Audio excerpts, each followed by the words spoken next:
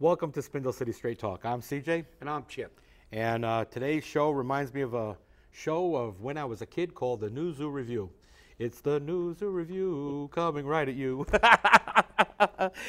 I'll tell you, we find more junk that we don't really need to hear, but it just keeps flowing. And, you know, Fall River's just full of it, I guess. And I'll tell you, we have been getting such feedback from people. It is amazing. We really need to work on making sure that we can put together these pieces so that you, the people, the viewers, and the people of Fall River can understand what's happening in Fall River. I'm going to open up with something that was reported on WSAR, and I actually sent it to John Sullivan over at DOE. And Mr. Sullivan's usual reply is to send it to Jacqueline Reese, who's the media director. But I'll read the email I sent him. It has been reported today by Meg Mayo-Brown and members of the Fall River School Committee that items included in the 2014 fiscal year school budget for Fall River, now that's the budget that ends this June 30th, included items which the city school department and the city administrator could not be included to meet net school spending, but chose to include them based upon an agreement by former city administrator Sean Kadim and Mr. Brown of the Fall River School Department. The citizens of Fall River are demanding where the money for the fiscal year 14 and fiscal year 15 budgets are or have gone. The city is scheduled to receive $106 million for fiscal year 15, but yet they only approved $97 million for the fiscal year 15 budget. Please be advised that these reports have been provided to the AG's office, the IG's office, the FBI, and the U.S. Attorney General's office. Please advise as the city mayor refuses a forensic audit, but a pro forma audit. C.J. Ferry. And Mr. Sullivan sent this on to Ms. Reese, who sent me back a reply. The State Department of Elementary and Secondary Education have been working with the Fall River School Department and the city and will continue to do so. And I told her that this was not a media request, but that this was a citizen's request and was sent for informational purposes. And she sent me back an email saying, don't bother sending it to the media then. It's very interesting because then Ray Mitchell sends me an email in reply to this and also to the concerns we had about not meeting net school spending for fiscal year 15. And it's very distinct. It's like three lines long. After checking with DESE, it is illegal for a community to present a budget that does not meet net school spending. The DOR can take sanctions against the community if they do not meet net school spending. Thank you for your concern, Ray Mitchell. What kind of answers are these? Well, it's kind of like a short way to say we don't want to hear it because we know how messed up everything is and nobody really wants to find out the answers. Again, money missing, money misappropriated, money misspent, money being spent in too great an amount in areas and not enough in other areas. And it's a catastrophe. The school department budget is basically a universe of its own. And there's just so much. The budget is so large and so comprehensive. It's difficult.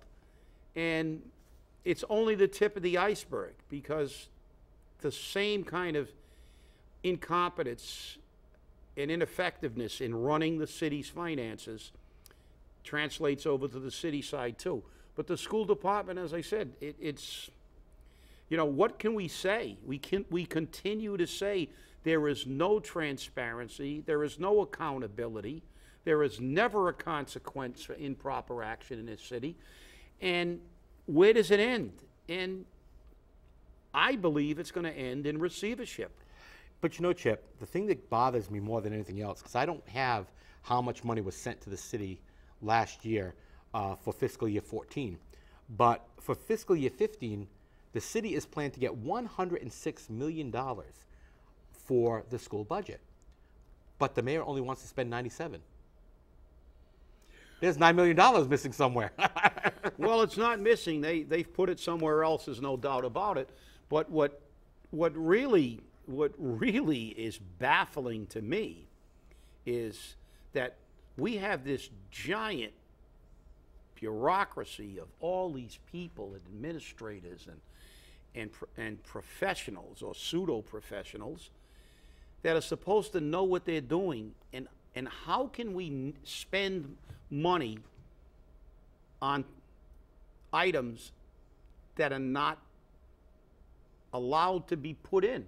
How can we do things like this and make us believe that these are errors of omission, because we say we have a professional, we have all these tiers of treasurers. Even the school department has its own.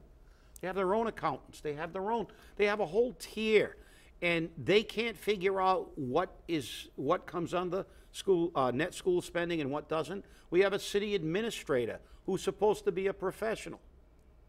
Yet they put together a budget, and there are things in the budget that shouldn't be there, and they're being paid to administer these budgets. How is this possible? I mean, it's like the fire chief, ordering an ice cream truck. Hey, sometimes those firemen need some ice cream on some of those jobs. They do. But the thing that really bothers me is that, Ray Mitchell's answer, granted, it's very politically correct, you have to admit. After checking with DESE, blah, blah, blah. But I heard the explanation on why there's only a $97 million budget proposal as opposed to 106. And that's because the items that can't be included in the net school spending are paid for from the other 9. And then other radio talk show hosts have said that the city gets overpaid so that they can meet the costs of administration, payroll administration, switchboard operators, et cetera, which sounds a little fishy to me, but that's okay. I mean, I understand that every department gets billed for everything because it's a way for the city to justify budgets, okay? So your payroll, we do, and because we do it, we bill you for that. And because our switchboard operator handles your phone calls, we bill you for that. And, it sounds like, we take care of your trash, so we bill you for that. And that's fine. But the problem is, it's $106 million, and you're saying you can't come up with 99 to meet net school spending for the school department? I mean, do you have a trip? I mean, are you another person getting paid $6,500 for transportation back and forth to work? Well, again, it's always a ploy of people to overcomplicate things. Right. You got an explanation about we have to pay for non-net school spending items, which is fine. But let's look at the bottom line. And we never do in the city. It's not, we spend money we don't have, and we can't figure out why the budget isn't balanced. There's a bottom line. And the same thing, it's like if you have to spend $99 million in net school spending items, why haven't we spent $99 million on net school items? I don't care about everything in and above net. We're talking about what we have to spend on items that fall within the purview of net school spending. And remember, though, that money's actually coming from the state, $106 million, and you only want to spend 97, which isn't net school spending, 99 is.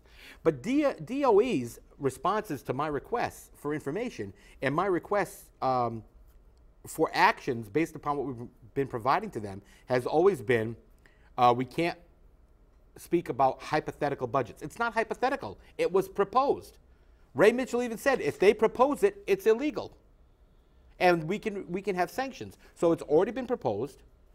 It is illegal, and DOR can establish some sanctions. Those sanctions are the loss of the Chapter 70 money. That's the $106 million. Will they take it all? I doubt it. But guess what? You can lose it.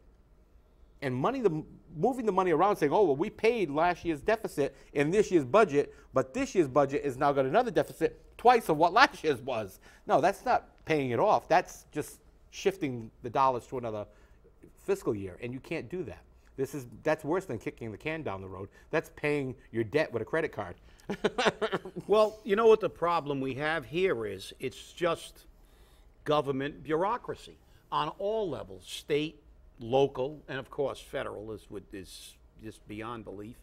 But the reality is government makes it very difficult for you or even to hold themselves accountable.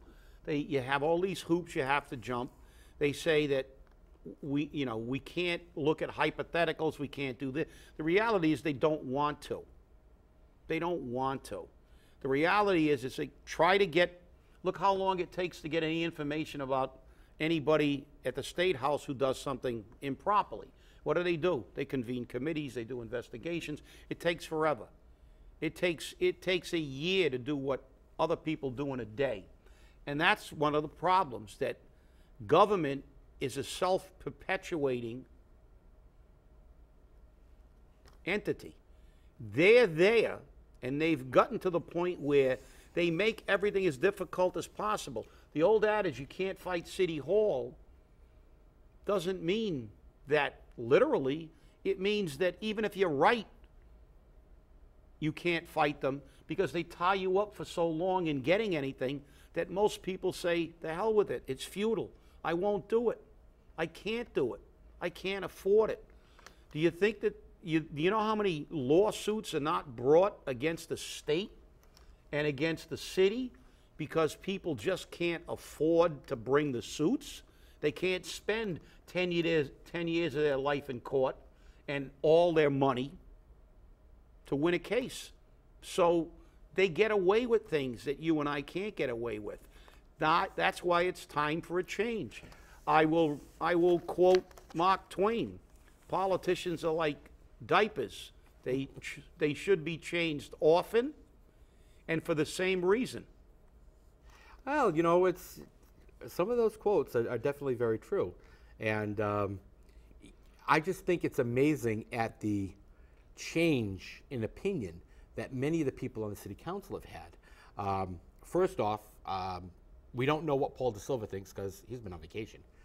I guess that's more important than the budget and more important than what has to happen in the city. Do I think he shouldn't have taken a vacation? I think he could have put it off to a different day. Everyone deserves a vacation, but obviously he set his priorities. So the people of Fall River come last. Thank you, Paul DeSilva. Mike Mioza says he's going to now support this budget. Okay, so there's vote 1 on this budget side. With 4 definite votes, that makes 5. There's only 1 more vote needed. I firmly believe that that vote's either going to come from Joe Camara or one of the other 3.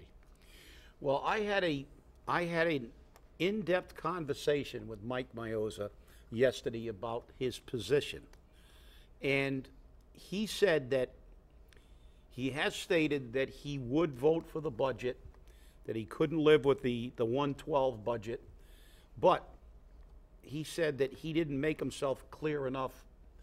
He's not going to vote for the budget unless there are conditions met. And those conditions are that they have to have an audit, and there are other conditions that he feels that must be met. And he says if those conditions aren't met, he is not going to support the budget. Well, that's good to hear. And it is. And Mike, I have the utmost respect for Mike. He does a lot of homework. He's done great work on the landfill. Did a lot of research, and he and I had a very long discussion. And I told him that I respect his work. However, I respectfully disagreed with his position because I said that I understand where you're coming from, Mike, that you don't think now is the time for the city to go into receivership, and you think it's right. But I don't think anything other than a forensic audit would satisfy me at this point in time. I believe that the city is in receivership, and the mayor has basically admitted that. He said, I'll turn the keys over and let the city go into receivership. The fact is, I believe we are there if anybody really does all the math. But I do respect Councilor Mioza's position, and if he votes for this budget with the conditions that he says, you know, I can understand that. I can agree with him. I have a bigger problem with the other puppets, the bobbleheads, that are going to vote for this budget as is, with no audit, with no cuts. Oh, and by the way, actually, Councilor Mioza said that one of the conditions were cuts, some job cuts and cutting some fat, which I believe is absolutely necessary. But the fact is, it's the other boneheads that are sitting there or don't even show up, as Paul De Silva did. And I think since he's been on the council, about the only time I've ever heard him speak is during the Pledge of Allegiance. So we have one councilor that says nothing, one freshman councilor that says nothing, another one that probably says too much. I believe he said that we've never had an increase up to 2.5 before. And I don't know where he's been. Maybe he was in Providence with the mayor. But ever since Will Flanagan's been in, we've been getting tax increases and fee increases. So Definitely. the problem we have here is our government is a bunch of chickens being watched over by a bunch of wolves. You know, and it's very interesting because I too have a lot of respect for Councilor Maioza. And when I heard that, I was taken aback, and I said, I can't believe that. And I'm glad that you clarified that, because that sounds more like Mike than anything else. And I think a lot of people in our audience also felt, why is he voting for this? But now we know. But you brought up the dump. And it's very interesting that at our local dump, 2 DPW or DCM workers were poisoned. I'm sorry. Don't laugh, I know it's funny. No, it's tragic. But it is.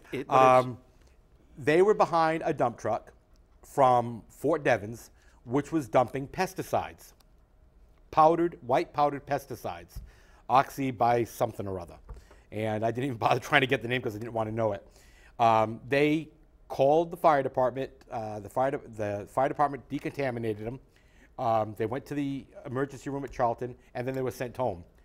The hazmat team came in from the state. As a matter of fact, the DCM truck, as of this morning, was still sitting in front of the fire department headquarters up at the airport, waiting for decontamination protocols. And they said that those gentlemen should go back to the hospital and be admitted.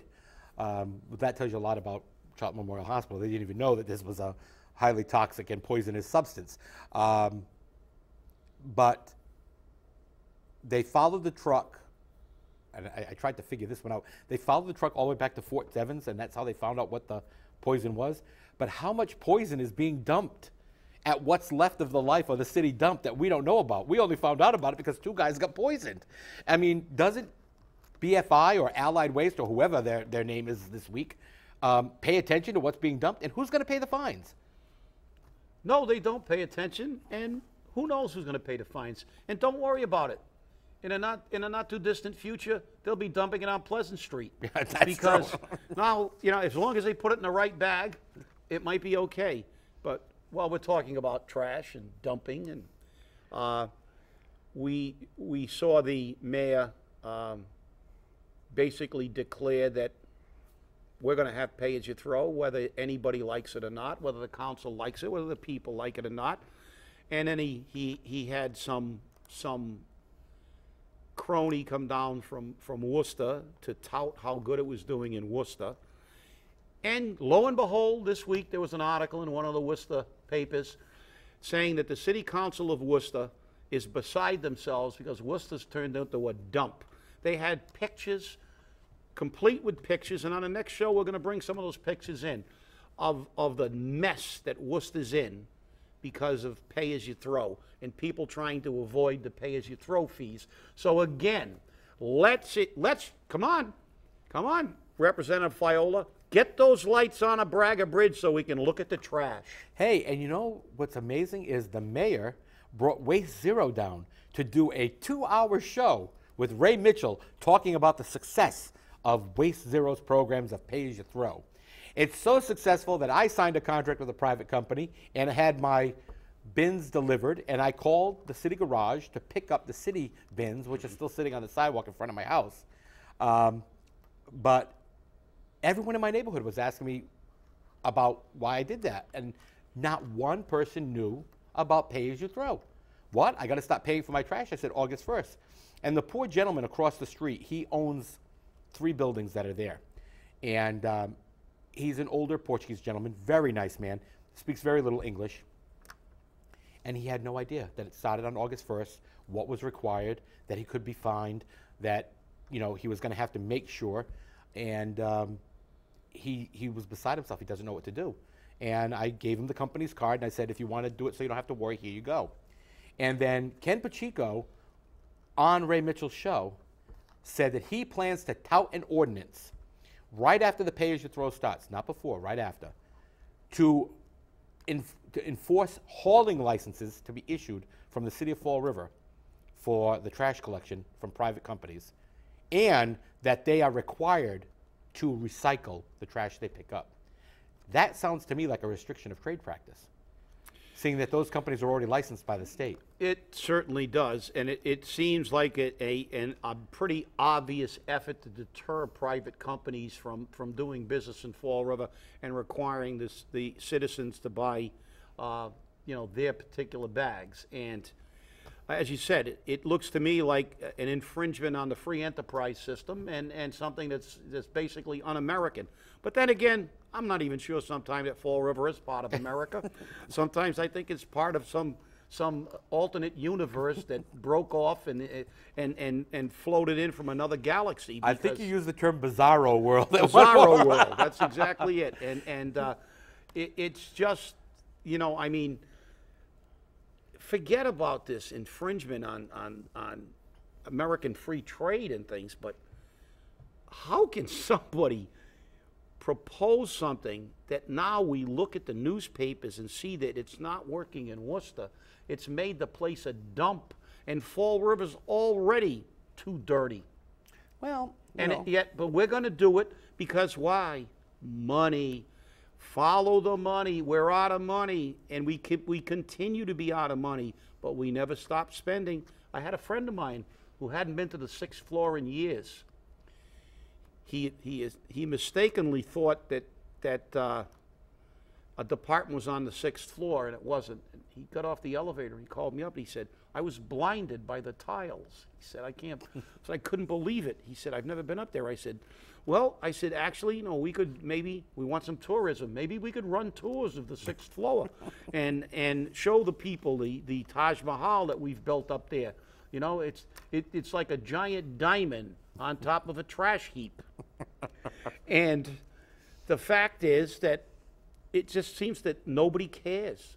It's like they don't care. They keep spending. They keep giving out pay raises.